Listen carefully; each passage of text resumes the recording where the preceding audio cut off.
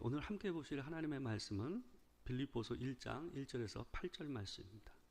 함께 교독하겠습니다.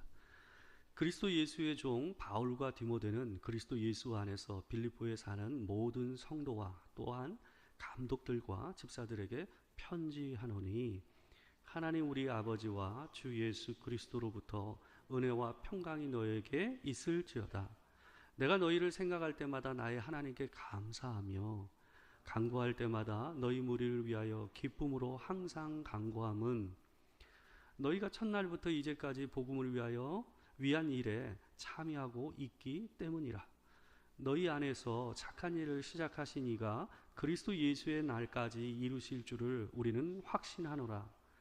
내가 너희 무리를 위하여 이와 같이 생각하는 것이 마땅하니 이는 너희가 내 마음에 있음이며 나의 매임과 복음을 변명함과 확정함에 너희가 다 나와 함께 은혜에 참여한 자가 됨이라.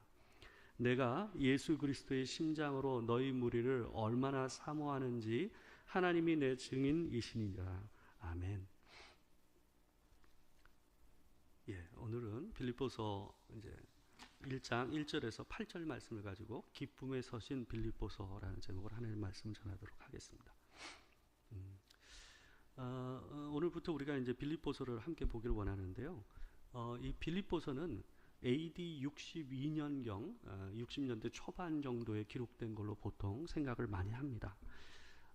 이 로마에서 바울이 매여 있는 상태에서 쓴 서신이 이 빌립보서입니다. 그래서 옥중 서신이라는 서신 안에 들어가 있는 게 이 빌립보서거든요. 바울의 이제 말년에 쓴 이 서신이죠. 근데 이 빌립보서는 독특한 이 별명을 가지고 있습니다. 별칭을 가지고 있어요. 그게 뭐냐 하면 기쁨의 서신이라는 거예요. 그러니까 이게 옥중에서 쓴 편지임에도 불구하고 이 편지가 기쁨의 서신이라는 별명을 가지고 있어요. 이게 왜 그러냐 하면 이 작은 서신서 안에서 기쁨이라는 단어가 18번이 나옵니다. 4장밖에 안 되거든요. 근데 이 짧은 서신 안에 기쁨이라는 표현을 18번이나 사도 바울이 쓰고 있어요. 옥중이었고 매여 있었는데 결코 이 표현을 쓸만하지 않음에도 불구하고 이 사람은 사도 바울은 기쁨이라는 표현을 반복해서 계속해서 이 빌립보 교인들한테 쓰고 있어요. 이 사도 바울이 이 빌립보 교회 성도들에게 이 기쁨이라는 표현을 통해서 이 서신을 계속 반복해서 강조하고 있는 이유가 있습니다. 그가 이 표현을 이렇게 많이 썼던 이유가 크게 2가지 이유가 있었습니다. 그 첫 번째 이유는 이 빌립보 교회와 이 성도 사이에 있었던 신뢰와 사랑의 관계 때문이었습니다. 바울은 이 다른 서신과 달리 조금 특이한 표현, 바울에게 있어서는 좀 특이한 표현입니다. 그 표현으로 이 서신서를 시작하고 있어요. 본문 11절을 갖다 보시게 되면 본문 1절을 보게 되면 이런 말씀이 나옵니다. 제가 한번 읽어드릴게요. 그리스도 예수의 종 바울과 디모데는 그리스도 예수 안에서 빌립보에 사는 모든 성도와 또한 감독들과 집사들에게 편지하노니 라고 되어 있습니다. 이 사도 바울이 쓴 서신을 보게 되면 대부분 처음 인사말 때 어떤 표현이 나오냐 하면 사도라는 표현을 씁니다. 자기가 하나님의 부르심을 따라서 사도가 됐다라는 표현을 갖다가 놓치지 않고 거의 쓰고 있거든요. 근데 이 서신서 바로 빌립보서에서만 이 사도라는 표현이 인사말에 나오지가 않아요. 종이라는 말만 쓰고 있다라는 거예요. 이게 사도 바울에게는 굉장히 좀 특이한 일입니다. 유일하게 디도서에서는요, 처음 인사말에 자기가 하나님의 종이자 사도로 부름받았다라는 이 2가지 표현을 같이 쓰고 있어요. 근데 요 종이라는 표현, 이 사도가 빠진 종이라는 표현만 쓰는 성경은, 서신서는 바울 서신에서 이 빌립보서가 유일해요. 근데 이게 왜 그런지 우리가 좀 생각해 봐야 됩니다. 사도 바울이 다른 이 서신에서 자기가 하나님의 부름을 받은 사도라는 말을 계속 표현을 했던 이유는 뭐냐 하면 사람들에게 자기의 사도권에 대해서 계속해서 공격을 받고 의심을 받고 도전을 받았기 때문이에요. 제가 목사잖아요. 여러분도 제가 목사인 줄 알고 저도 제가 목사인 줄 압니다. 근데 제가 누누이 여러분 만날 때마다 저 목사입니다 얘기하는 거 이상하잖아요. 그죠? 근데 이 사람은 이 서신을 쓰면서 늘 자기가 사도라는 것을 강조해서 표현해요. 이유가 뭘까요? 그게 늘 문제였기 때문에 그래요. 그래서 사도 바울의 서신은 마치 어떤 느낌이 처음부터 드냐면요, 내용 증명 같아요. 그러니까 뭔가를 고발하고 자기를 변호하는 의미가 담겨져 있는 서신의 인사말로 시작하고 있다는 것이 이 바울 서신의 특징이다라고 얘기할 수가 있습니다. 근데 유일하게 어때요? 이 빌립보서에서는 그 표현이 없어요. 왜 그럴까요? 빌립보 교회와 사도 바울과의 관계가 그만큼 어때요? 친밀했다라는 것. 그만큼 그 신뢰 관계와 사랑이 돈독했다라는 것을 보여주는 겁니다. 그러니까 사도 바울은 유일하게 무장 해제를 하면서 서신서를 쓴 게 제가 봤을 때는 빌립보서예요. 그러니까 우리가 서로가 신뢰와 사랑이 없으면 어떻습니까? 한마디를 하더라도 만나면 어때요? 긴장을 해야 되잖아요. 나는 그냥 이런 마음으로 그냥 툭 던진 말인데 상대방은 어때? 이걸 이상하게 받아들이는 경우들이 왕왕 있지 않습니까? 그래서 그런 관계에서는 우리가 어때요? 한마디를 하더라도 항상 조심을 하게 돼 있잖아요. 그래서 어떨 때는요, 그런 신뢰가 바탕이 되지 않은 관계에서는 겸손한 말도 어떨 때는 오해를 낳는 경우들이 왕왕 있습니다. 그러니까 바울의 대적자들이요, 바울이 이 교회에서 이 생활비를 받지 않는 것, 사례를 받지 않는 것에 대해서 어떻게 얘기했냐면, 바울이 다른 사도와 달리 교회에서 사례를 받지 않는 것은 스스로 자기가 사도로서 부족하다고 느끼기 때문에 그렇게 행동하는 것이다 라고 대적자들이 사도 바울을 오히려 어땠습니까? 그걸로 공격하는 것으로 삼았어요. 그렇기 때문에 어떤 한마디를 사도 바울이 하는 것이 굉장히 조심스럽고 어려운 문제였어요. 항상 오해를 낳고 그로 인해서 또 사도 바울을 공격하고 이런 문제가 있었기 때문이에요. 근데 빌립보 교회하고의 관계에 있어서는 그럴 필요가 없었던 거예요. 그러니까 솔직하게 자기가 하나님의 종이라는 것만을 그냥 툭 터놓고 그냥 방어 기제 없이 얘기할 수 있는 관계에서 이 편지를 쓰고 있는 거예요. 그만큼 서로의 신뢰가 두터웠다라는 것을 보여주는 거예요. 또 하나 이 편지가 특이하게 시작되는 건 뭐냐 하면, 다른 바울 서신의 성경에서는요, 서신에서는 그 교회 직분자들을 일일이 언급하면서 인사하는 경우가 없습니다. 근데 이 오늘 본문에서만 어때요? 빌립보에 사는 모든 성도와 또한 감독들과 집사들에게라고 각각 직분 하나하나를 언급하면서 그들에게 뭐 하고 있어요? 인사를 전하고 있어요. 이게 뭘까요? 그들에 대한 친밀감의 표현입니다. 그러니까 그 사람 한 사람 한 사람을 갖다가 생각하면서, 왜냐하면 그 적은 숫자 안에서 집사와 장로가 어때요? 뻔하잖아요. 그러니까 이 표현 직분을 언급하는 것 자체만으로도 어때요? 그 사람들한테는 어때요? 이 편지 안에서 친밀감을 느끼는 거예요. 아, 저 사람이 나를 일부러 기억해서 이 표현을 썼구나 하는 것을 시사해주는 표현이 이 표현인 거예요. 큰 교회에서는 이 표현이 어때요? 의미가 없죠. 별 의미가 없죠. 근데 가정교회와 같은 이 당시의 교회 입장에서는 이 표현 하나하나가 어느 한 사람 한 사람을 향한 인사가 되는 거예요. 그만큼 친밀감의 표현으로서 나오고 있는 겁니다. 이와 같이 이 빌립보서가 기쁨의 서신이 될 수 있었던 건 뭐예요? 바로 이 빌립보 교회의 성도들과 사도 바울 안에 함께 있었던 뭐예요? 사랑과 신뢰의 관계가 기초되어 있기 때문에 옥중에서 쓴 서신에도 불구하고 이 서신이 뭐로 불리는 거예요? 기쁨의 서신이라고 불려지는 거예요. 그들에게 편지를 쓰는 것만으로도 사도 바울에게는 위로가 되었던 거죠. 교회가 이와 같이 가야 하는 거죠. 성도와 목회자 또한 성도와 성도 사이에서의 관계가 사랑과 신뢰의 관계, 서로가 서로에게 자기의 삶을 얘기하는 것이 어때요?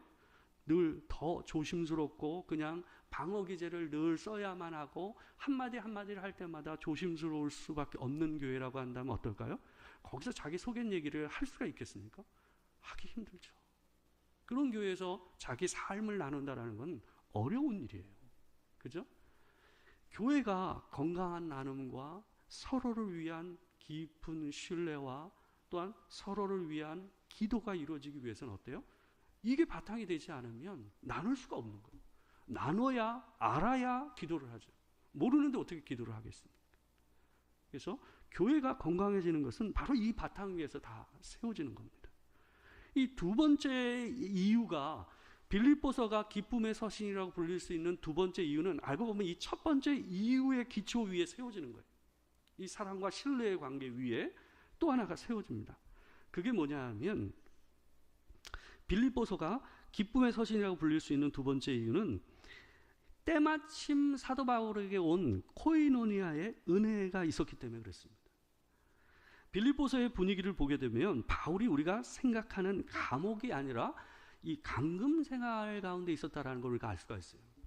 왜 그러냐 하면 몇 가지 이유를 볼 수가 있습니다. 자유롭게 편지가 왕래돼요.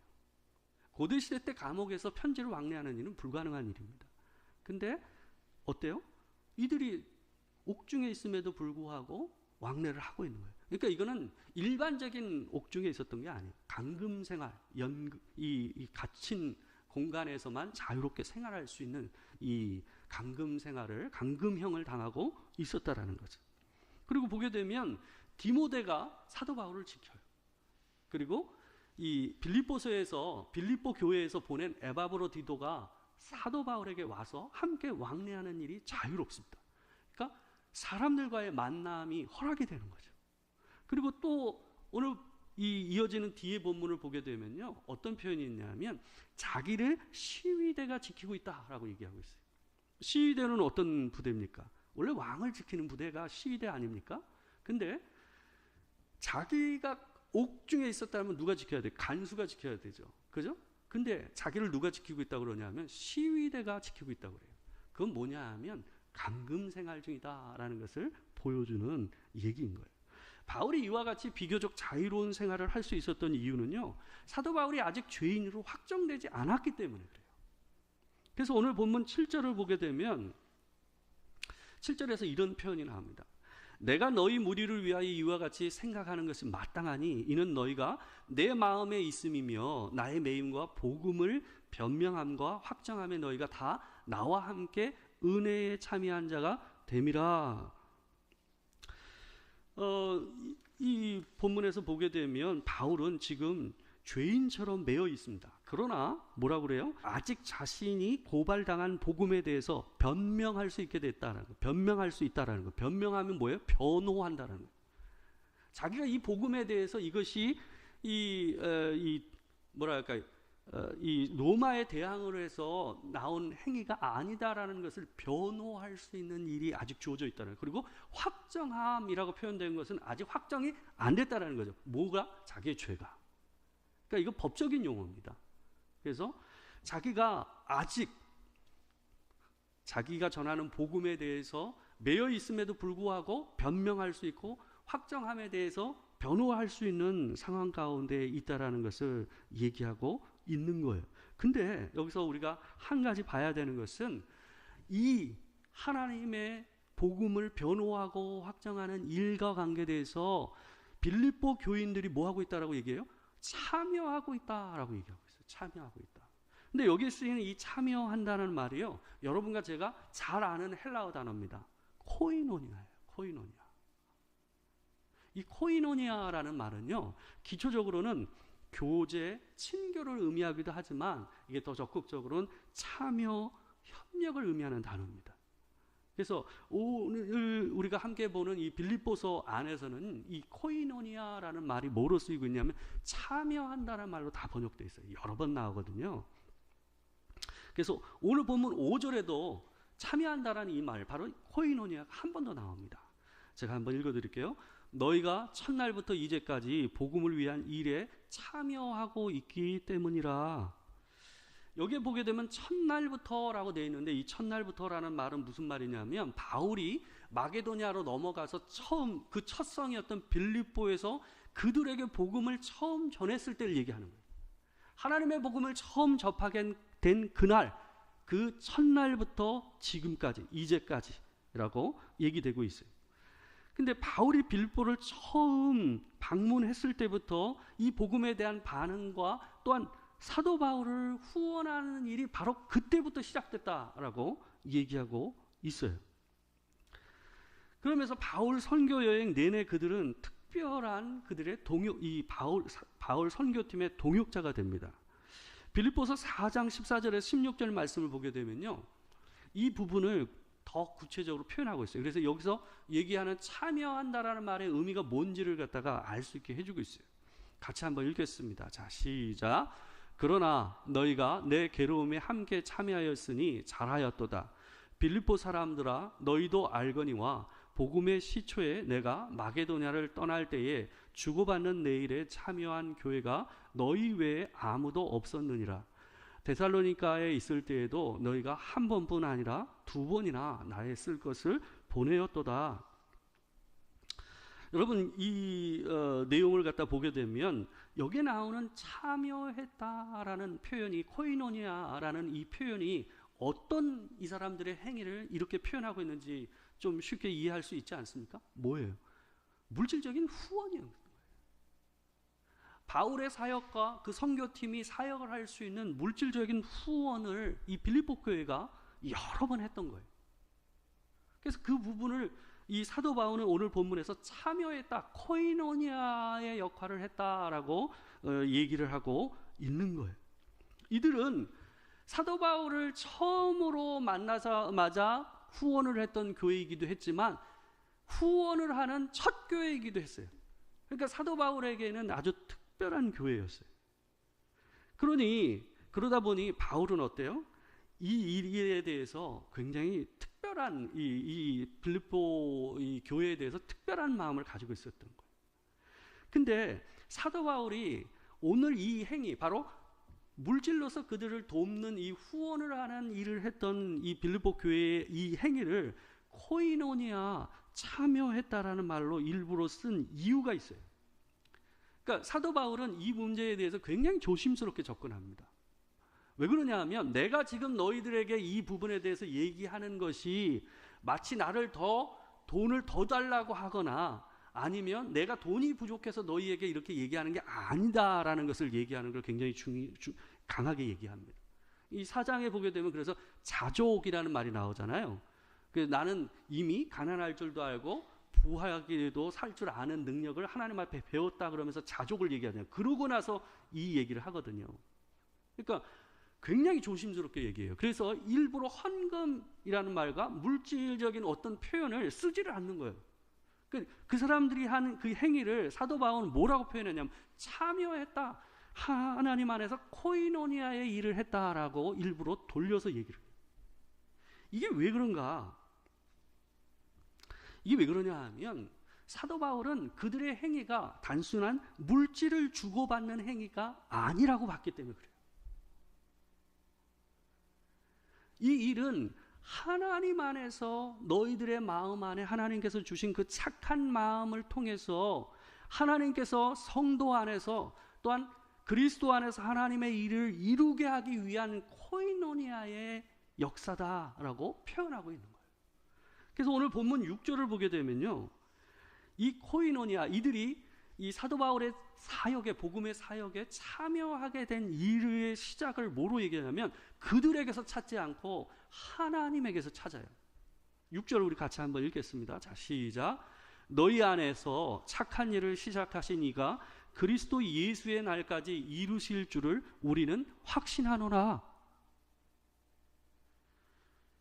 지금 이들 안에서 하나님께서 그들이 선한 마음으로 하나님의 일을 돕기 위해서 자기의 물질을 내놓고 함께 기도하고 그 일에 동참하는 이 행위를 한 것이 누구로 시작됐다라는 거예요? 하나님으로부터 출발했다라는 거예요. 그 마음을 주신 것은 우리가 그냥 친밀하고 이 관계가 좋기 때문에 그 일이 일어난 게 아니라 하나님께서 너희들의 마음 가운데서 착한 일을 시작하셨기 때문에 그 일이 시작됐다라는 것을 누누이 강조하고 있어요. 그래서 너희도 그런 관점에서 너희의 행위를 봐야 한다라고 얘기하고 있는 거예요. 사도 바울에게 있어서 여러분 이 일이 어떤 의미였을까요? 사도 바울은요, 꽤 장시간 갇혀 있었습니다. 매여 있었습니다. 예루살렘에서 처음 붙잡혔죠. 그래서 2, 3일을 거기 갇혀 있다가 가이사랴로 끌려갑니다. 총독의 관저가 거기 있었으니까. 그래서 가이사랴에서 2년을 갇혀 있었어요. 그러고 나서 로마로 끌려가죠. 그래서 로마에서 2년을 있었어요. 그러고 편지를 쓴 거예요. 갇혀 있는 기간만 몇 년이에요? 4년이에요. 근데 로마로 간 기간 이래저래 하면 제가 봤을 땐 4년 반에서 5년 정도 걸린 거예요. 갇혀서 그런 시간을 보냈어요.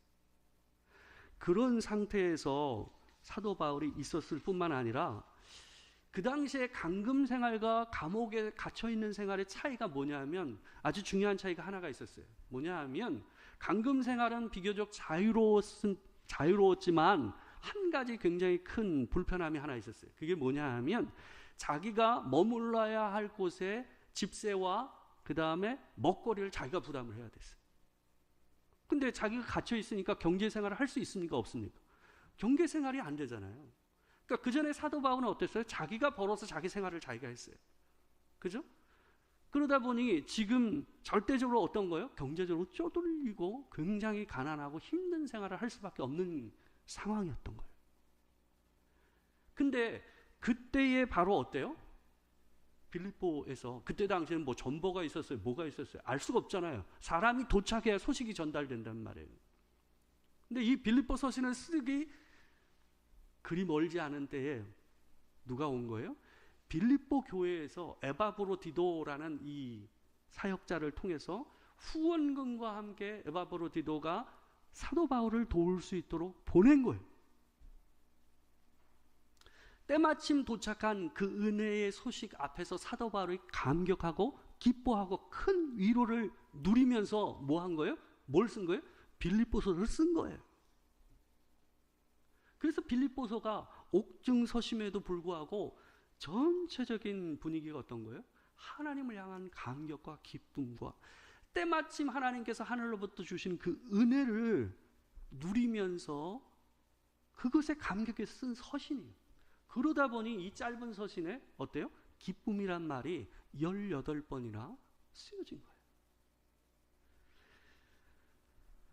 우리가 이 말씀을 통해서 생각해야 하는 것은 바울이 단순히 이 말을 쓰면서 그들에게 그들의 행위를 칭찬하기 위해서 그리고 또 그들의 후원을 더 독려하기 위해서 이 말을 하고 있지 않다라는 거예요. 바울이 의도하고 있는 것은 뭐냐 하면 내가 하나님 앞에서 너희의 그 착한 일, 하나님께서 그들 마음 안에서 시작하신 그 착한 일을 통해서 하나님의 은혜가 그 코이노니아의 은혜가 내게 임하여서 내가 누린 그 기쁨과 감사와 은혜를 누린 것처럼 너희 안에 그 일이 일어날 것이라는 거예요. 왜 사도 바울이 그 얘기를 하냐 하면 빌립보 교회가 형편이 좋아서 사도 바울을 도운 게 아니었어요. 빌립보 서신을 받을 때에 이 후원금을 보낼 그 시점에서 빌립보 교회는 굉장히 어려웠습니다. 경제적으로도 어려웠고 교회 안에서는 지도자 사이에서 다툼이 있어서 분열이 있었고 또한 유대로부터 이 거짓 교훈과 이상한 유대주의적인 교훈을 가지고 들어온 사람이 교회 안에 들어왔었어요. 그러니까 다중적인 문제를 안고 있는 현실 앞에서 사도 바울을 돕자 하면서 이들 안에서 이 일이 일어났던 거예요. 그래서 사도 바울은 이 일을 통해서 자기가 누린 그 감정을 그들에게 표현하면서 어때요? 너희들 가운데도 그 은혜가 있을 것이다 라고 얘기하고 읽는 거예요. 그래서 오늘 본문 1장 3절에서 4절을 보게 되면 이런 표현이 나와요. 제가 한번 읽어드릴게요. 내가 너희를 생각할 때마다 나의 하나님께 감사하며 간구할 때마다 너희 무리를 위하여 기쁨으로 항상 간구함은 그러면서 뭐예요? 너희가 복음에 참여한 일에 대해서 얘기하거든요. 하나님께서 이루신 이 코이노니아의 은혜를 통해서 내 안에서 너희로 인하여 어때요? 감사와 그리고 너희를 향한 기쁨의 간구를 우러나오는 샘솟는 은혜 안에서 하게 되었다라고 얘기하고 있는 거예요. 이 옥중에서 그 일이 너희 가운데 일어나기를 바란다 있다라는 말에 의미가 담겨져 있는 말이 이 말인 거예요. 그리스도 안에 있으면 이런 코이노니아의 은혜가 임하는 줄 믿습니다. 우리가요, 서로가 서로를 향해서 참여하는 일이 일어나야 돼요. 그게 그리스도 안에 있다라는 의미예요. 사랑과 신뢰가 바탕이 된 교회 안에서는 서로를 향해서 개방함이 있고 무장해제가 일어나요. 그리고 그 가운데 사도 바울과 빌립보 교인 사이에서 일어났던 코이노니아의 은혜가 서로의 삶을 향한 참여가, 문이 열려야 참여를 하죠. 마음이 열려야 참여를 하죠. 그죠? 누가 누군가에게 마음을 열어 뭘 줘도요, 상대방의 마음이 안 열면요, 안 받아요. 나 혼자 열 수 없잖아요. 함께 열려야지. 교회 안에서 진정한 코이노니아, 성령 안에서 참된 친교와 나눔과 참여, 협력이 일어나기 위해서는 뭐예요? 이런 사랑과 신뢰의 관계와 하나님이 주시는 은혜가 있지 않고서는 그 일이 일어나지 않는다라는 거예요. 하나님께서 우리 가운데서 이 도토리 교회 안에서도 그런 일을 이루어 가실 줄 믿습니다. 사랑과 신뢰의 관계, 그 기반 위에 코이노니아의 은혜가 우리 삶 가운데 임해서 때때마다 임하여서 우리가 살 의지와 의욕을 찾고 새 힘을 얻고 살아가는 우리가 되길 주의 이름으로 축원합니다. 기도하겠습니다. 사랑하는 주의 아버지 하나님, 사도 바울이 매인지 언 4, 5년이 지났고 삶을 살 수 있는 형편과 처지가 되지 아니었음에도 불구하고 그 순간에 하나님께서 빌립보 교인들의 마음 안에 착한 마음을 주시고 그 선한 일을 행하게 하심으로 사도 바울에게 위로와 감사와 또 사명을 끝까지 이룰 수 있도록 하신 그 은혜를 봅니다. 주님, 이 교회 안에도, 이 도토리 교회와 우리 가정 안에도, 우리 성도들 안에도, 저와 성도 가운데도 이런 사랑과 신뢰의 관계가 이루어지고 또 서로의 삶을 향한 문이 열리는 은혜가 있어 서로에게 착한 일로 참여하는 역사가 일어나도록 주님 도와 주시옵소서. 그래서 회복의 은혜, 더욱 어렵고 힘들 때마다 힘을 얻는 은혜, 그 은혜를 경험하고 사는 우리가 되기를 소망합니다. 지금 우리 주 예수 그리스도의 은혜와 아버지 하나님의 크신 사랑과 성령의 교통하심이 진정 하나님 앞에서 참된 사랑과 신뢰 가운데서 마음을 열어 서로의 삶 안에 참여하고 주께서 허락하신 그 착한 마음을 따라 서로에게 은혜를 끼치기를 소망하는 이 자리에 있는 모든 성도들 가운데 주의 은혜가 있기를 주의 이름으로 축원하옵나이다.